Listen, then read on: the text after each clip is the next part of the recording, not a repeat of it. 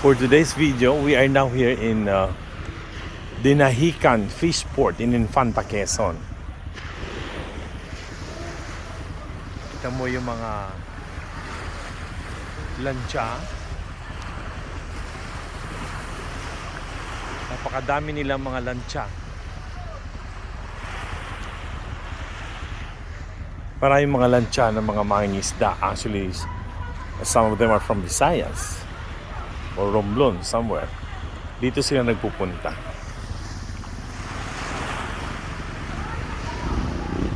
And this place ay kung saan dinadala naman ang mga isda sa umaga, and then pagdating ng tanghali dinadala na raw sa Lucena at some of them to Metro Manila. And that's all for today.